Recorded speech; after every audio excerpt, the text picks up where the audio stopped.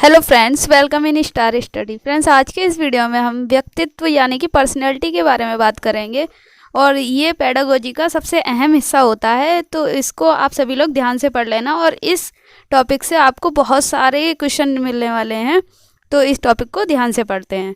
चलिए शुरू करते हैं। सबसे पहले तो ये देखेंगे कि व्यक्तित्व, इसको हम क्या कहते हैं? पर्सनैलिटी। मतलब पर्सनैलिटी शब्द जो है पर्सोना शब्द से लिया गया है और पर्सोना शब्द लैटिन भाषा का एक शब्द है। ठीक है, आगे है पर्सोना। पर्सोना का अर्थ क्या होता है? तो पर्सोना का अर्थ होता है मुखौटा।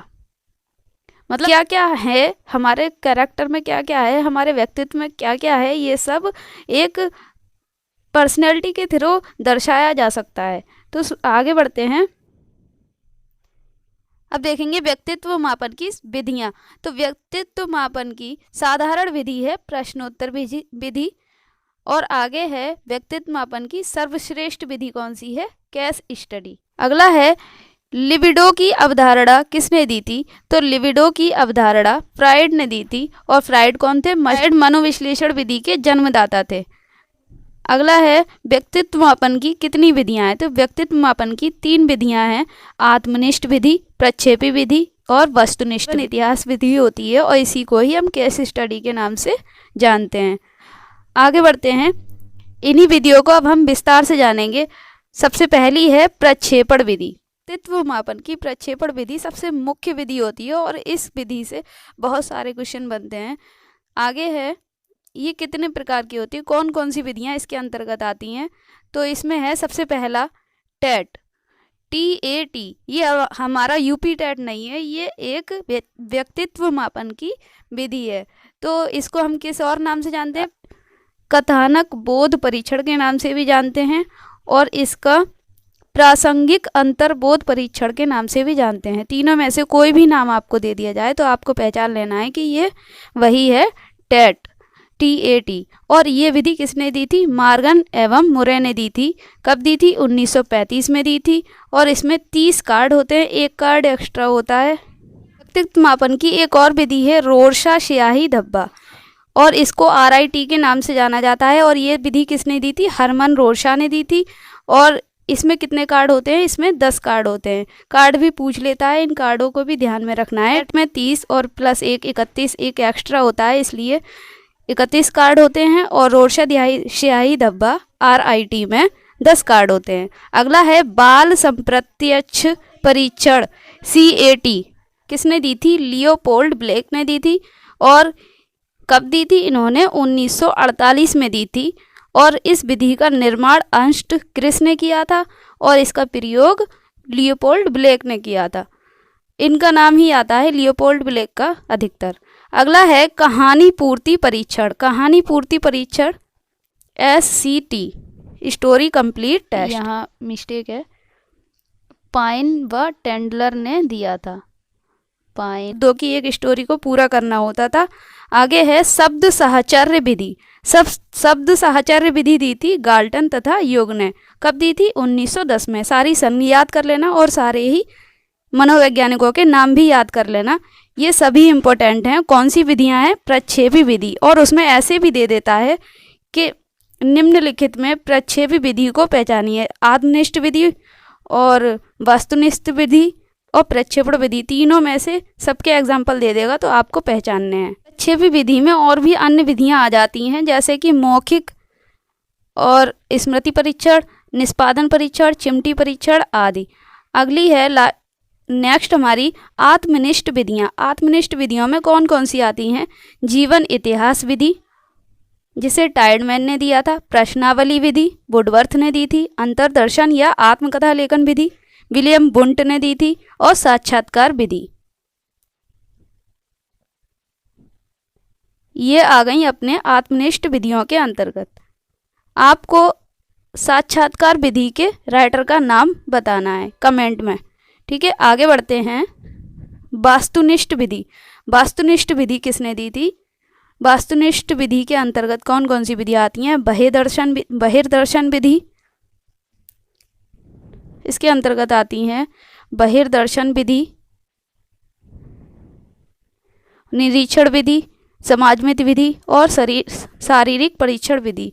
बहिर्दर्शन विधि दी थी वॉटसन ने, निरीक्षण विधि दी थी हर्षान ने, समाजमिति विधि दी थी मोरेनो ने। और इसमें वस्तुनिष्ठ में यही वाली इंपॉर्टेंट होती हैं। सबसे मेन इम्पोर्टेंट, सबसे ज़्यादा इम्पोर्टेंट तो यही प्रक्षेपी वाली होती हैं। और यहीं से प्रश्न बनता है कि टेट में कितने कार्ड होते हैं, CAT क्या है, CAT विधि किसने दी थी, आदि। अब इसके आगे है व्यक्तित्व के प्रकार। व्यक्तित्व के प्रकार में क्या क्या आता है, व्यक्तित्व का वर्गीकरण किन किन आधारों पर किया गया है और व्यक्तित्व का वर्गीकरण किन आधारों पर कितने भागों में बांटा गया है और किन किन वैज्ञानिकों ने किया है, हम इसके बारे में बात करेंगे इसमें। तो शुरू करते हैं आगे।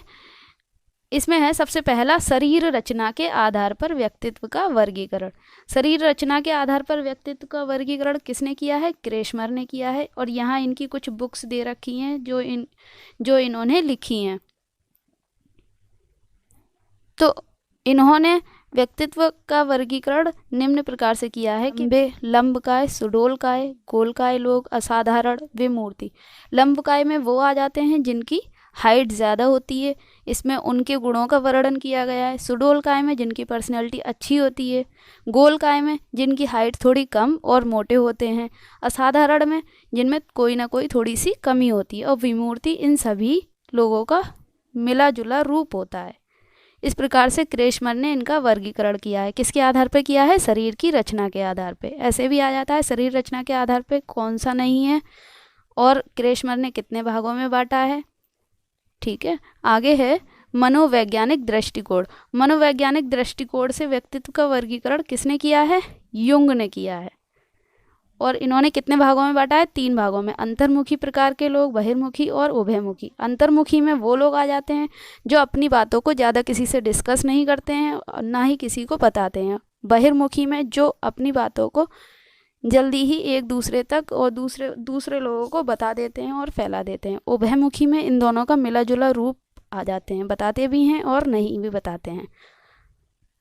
अगला है सामाजिक मूल्यों के आधार पर वर्गीकरण। सामाजिक मूल्यों के आधार पर क्या होता है, सैद्धांतिक प्रकार के लोग जो सिद्धांतों के अनुसार चलते हैं। आर्थिक लोग जिनका पैसों से ज़्यादा अधिक लेन देन का इंटरेस्ट होता है। सामाजिक लोग वो होते हैं जल्दी ही समाज में घुल मिल जाते हैं। और राजनीतिक लोग वो होते हैं जिनका पॉलिटिशियन में ज़्यादा इंटरेस्ट होता है। धार्मिक लोग कौन होते हैं, जो धर्म से ज़्यादा रिलेटेड होते हैं, जैसे पुजारी वगैरह, मौलवी, पुजारी आदि। अगला है कलात्मक। कलात्मक में डांसिंग, सिंगिंग और आर्ट भी आ जाती है इसमें। बाकी और भी जिसमें कोई ना कोई टैलेंट होता है वो कलात्मक में आ जाते हैं। आगे है नेक्स्ट सेल्डन ने किस प्रकार वर्गीकरण किया है, एंडोमार्फिक, मीजोमार्फिक और एक्टोमार्फिक। एंडोमार्फिक मतलब स्थूलकाय लोग, मीजोमार्फिक मध्यकाय लोग और एक्टोमार्फिक लंबकाय लोग। कब दिया था इन्होंने, 1942 में। इस प्रकार ये हमारा व्यक्तित्व का टॉपिक पूरा होता है। अब हम इससे संबंधित कुछ ऑब्जेक्टिव टाइप क्वेश्चन करेंगे ताकि हमें पता चल जाए कि हमने कितना। पहला प्रश्न है पर्सनैलिटी शब्द किस भाषा से लिया गया है। तो अभी हमने पढ़ा था पर्सनैलिटी शब्द लैटिन भाषा से लिया गया है। अगला प्रश्न है प्रासंगिक अंतर्बोध परीक्षण का दूसरा नाम क्या है। अभी हमने पढ़ा था प्रासंगिक अंतर्बोध परीक्षण का दूसरा नाम टेट है, TAT, और जिसको हमने कथानक बोध परीक्षण भी कहा था। बाल अंतर्बोध परीक्षण किसने दिया, तो बाल अंतर्बोध परीक्षण लियोपोल्ड ब्लैक ने दिया था। अगला प्रश्न है क्रेशमर ने व्यक्तित्व के कितने प्रकार बताए हैं। तो अभी हमने पढ़े थे क्रेशमर ने व्यक्तित्व के 4 प्रकार बताए। लंबकाय, नंबर 2 सुडोलकाय, नंबर 3 गोलकाय, नंबर 4 असाधारण मिक्स प्रकार के लोग। ठीक है, अगला प्रश्न है मनोवैज्ञानिक दृष्टिकोण से व्यक्तित्व का भाग नहीं है। मैं तो किसने किया था, पहली बात ये है, तो ये किया था युंग ने, अभी पढ़ा था हमने ऊपर। और इन्होंने कौन कौन से प्रकार बताए थे, अंतर्मुखी, बहिर्मुखी, उभयमुखी। इसका आंसर ये है लंबकाय, जो मनोवैज्ञानिक दृष्टिकोण में शामिल नहीं है। अगला प्रश्न है व्यक्तित्व का मनोवैज्ञानिक दृष्टिकोण किसने दिया, तो अभी पढ़ा था युंग ने। अगला प्रश्न है, प्रासंगिक बोध परीक्षण में कितने कार्ड का प्रयोग होता है? अभी तो पढ़ा था, इसमें 30 + 1 31 कार्डों का प्रयोग होता है। अगला प्रश्न है, व्यक्तित्व परीक्षण की प्रश्नावली विधि किसने प्रतिपादित की थी? तो ये प्रश्नावली विधि वुडवर्थ ने प्रतिपादित की थी। अगर वीडियो पसंद आ रहा हो तो वीडियो को लाइक ज़रूर कर दें और अपने फ्रेंड्स में ज़रूर शेयर कर दें। वीडियो बनाने में बहुत मेहनत लगती है, इसलिए बिना शेयर किए और बिना लाइक किए ना जाएं। अगला प्रश्न है, शेल्डन के अनुसार व्यक्तित्व का भाग नहीं है। कौन सा नहीं है? अभी पढ़ा था हमने, एंडोमॉर्फिक, एक्टोमॉर्फिक और मीजोमॉर्फिक इनके प्रकार थे, डिप्लोमॉर्फिक नहीं था। अगला और आखिरी क्वेश्चन है, वाक्य पूर्ति परीक्षण किसने प्रतिपादित किया था? तो अभी हमने पढ़ा था, पाइन व टेंडलर ने वाक्य पूर्ति परीक्षण प्रतिपादित किया था। इस प्रकार हमारा वीडियो पूरा होता है। अगर वीडियो पसंद आया तो वीडियो को लाइक कर दें और अपने फ्रेंड्स में ज़रूर शेयर कर दें।